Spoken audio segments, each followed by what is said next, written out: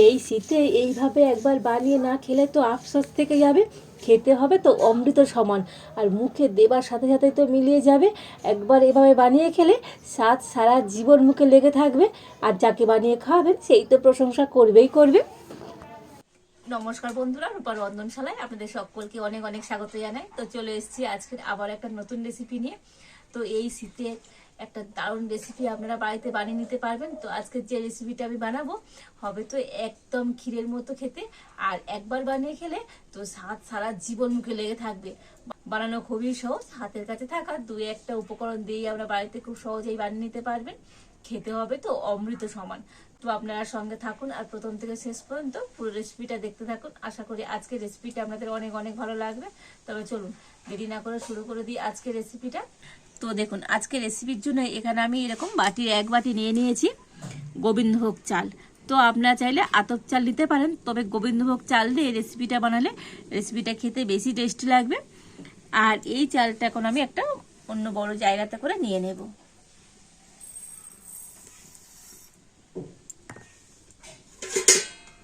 আর চালের মধ্যে দিয়ে দেব জল। তো চালটা আমি জলের মধ্যে ভিজিয়ে 15 মিনিট রেখে দেব। আর আজকের রেসিপির জন্য লাগবে আমার গাজর। তো এখানে দুটো আমি বড় বড় সাইজের লাল গাজর নিয়ে নিয়েছি।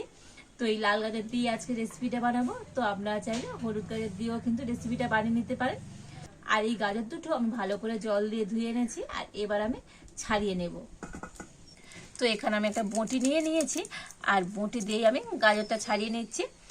তো আপনারা চাইলে এটা ছুরি দিয়েও গাজরটা ছাড়িয়ে নিতে পারেন। যেহেতু অনেকটা বড় গাজর, তো সেই জন্য অর্ধেক করে নিলাম।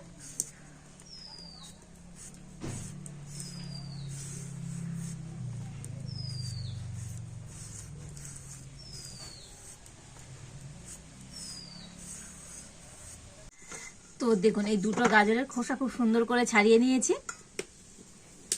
আর এবার আমি একটা এইরকম গ্রেটার নিয়ে নিয়েছি, আর এই গাজরগুলোকে এখন আমি গ্রেটার দিয়ে গ্রেট করে নেব।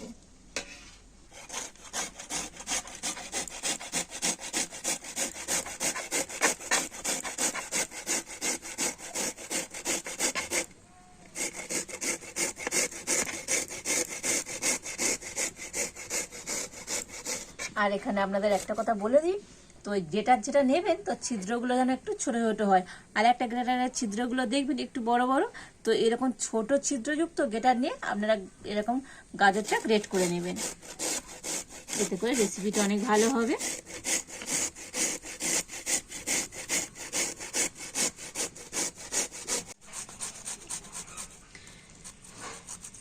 তো দেখুন দুটো গাজর খুব সুন্দরভাবে আমি গ্রেট করে নিয়েছি,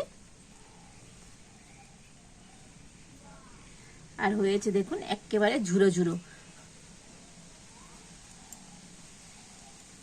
আর এবারে যে চালটা আমি ভিজিয়ে রেখেছিলাম তো প্রায় 15 মিনিট হয়ে গিয়েছে। আর এবার আমি চালটা খুব ভালো করে ধুয়ে নেব। তো দেখুন চালটা ভালো করে পরিষ্কার করে জল দিয়ে ধুয়ে নিয়েছি। আর দেখুন চালটা কিন্তু ভালো মতো ভিজেও গিয়েছে, দেখেই বুঝতে পারছেন। আর এবারে আমি একটা মিক্সির জার নিয়ে নিয়েছি, আর এই ভেজানো গোবিন্দভোগ চালটা তো মিক্সি জারের মধ্যে নিয়ে নেব। তবে জল থেকে এরকম জলটা ঝরিয়ে নিয়ে নিচ্ছি।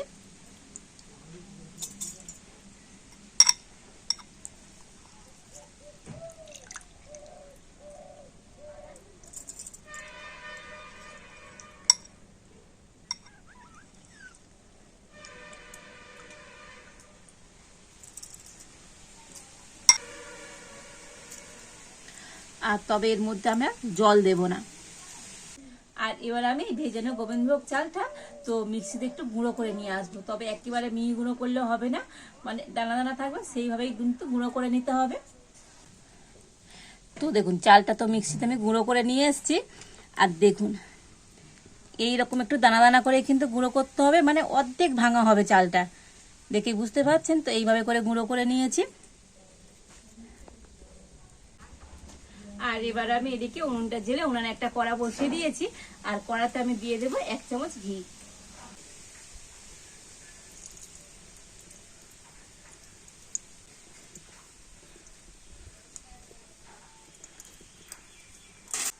আর আর দেখুন ঘিটা কিন্তু গরম হয়ে গিয়েছে আর ভালো মতো গলেও গিয়েছে। আর এবার আমি ঘিয়ের মধ্যে দিয়ে দেব গ্রেট করে রাখা গাজরটা।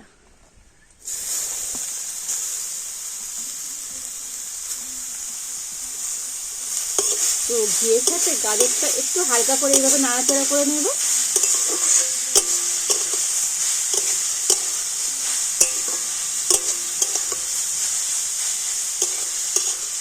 তবে খুব বেশি ভাজার দরকার নেই, একটু এইভাবে নাড়াচাড়া করে নিলেই হবে। তো ঘিয়ের সাথে গাজরটা একটু এইভাবে নাড়াচাড়া করে নিলে তো গাজরের যে কাঁচা গন্ধ সেটা আর থাকবে না। তো দেখুন গাজরটা কিন্তু এইভাবে একটু নাড়াচাড়া করে নিয়েছি, তবে ভেজে নিইনি, এইভাবে একটু নাড়াচাড়া করে নিলেই হবে। আর এবার আমি এই গাজরের মধ্যে দিয়ে দেব দুধ। তো এখানে আমি 1 লিটার গরুর দুধ নিয়েছি, আর দুধটা আমি আগে থেকে একটু ঘন করে আর ফুটিয়ে রেখেছিলাম। আর এই দুধটা এখন আমি গাজরের মধ্যে দিয়ে দেব।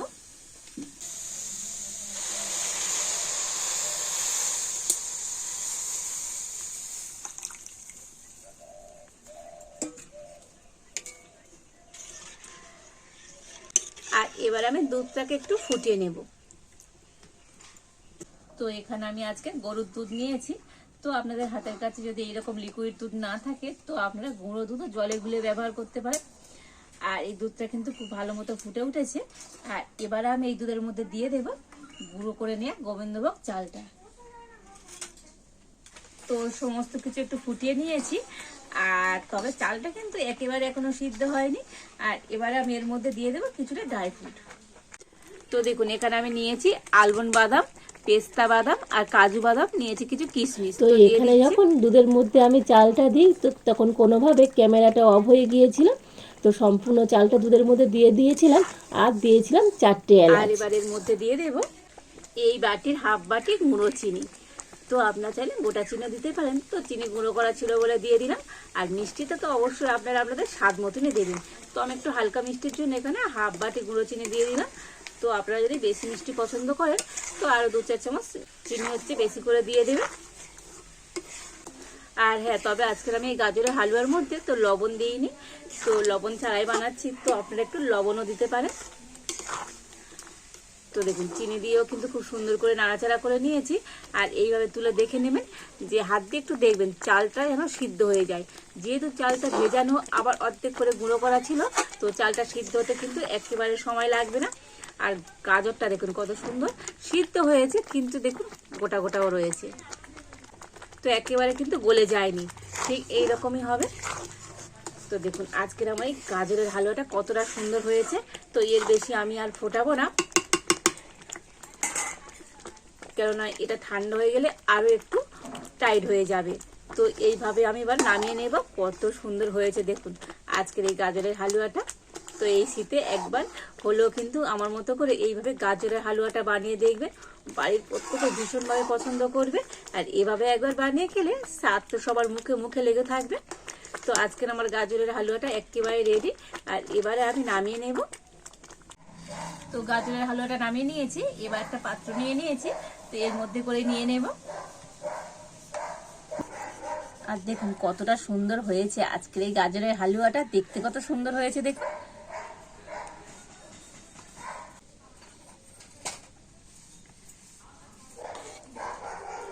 তো কড়াটা নামিয়েছি, তাও কতটা টাইট হয়ে গিয়েছে দেখুন, দেখতে কত লোভনীয় হয়েছে, দেখেই তো মুখে জল চলে আসবে। অসম্ভব সুন্দর হয়েছে আজকের এই গাজরের হালুয়াটা। তো আপনারা বাড়িতে তো অনেক রকম ভাবে হালুয়া বানিয়ে খান, তো একবার আমার মতো করে এইভাবে গাজরের হালুয়া তৈরি করে দেখবেন, খেতে এত ভালো লাগবে, তো বারবার এইভাবে হালুয়া বানিয়ে খেতে ইচ্ছে হবে।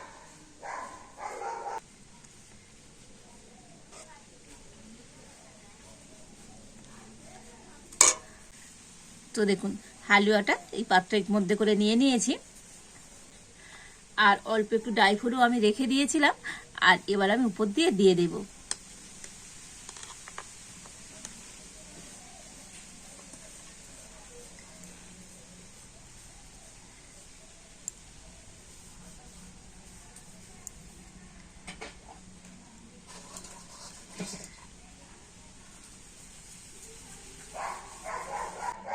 তো তো দেখুন সমস্ত ড্রাই ফ্রুট দিয়ে তো হালুয়াটার উপরটা খুব সুন্দর করে সাজিয়ে দিয়েছি। দেখতে কত সুন্দর হয়েছে দেখুন। আজকের এই গাজরের হালুয়াটা অসম্ভব সুন্দর লাগছে দেখতে।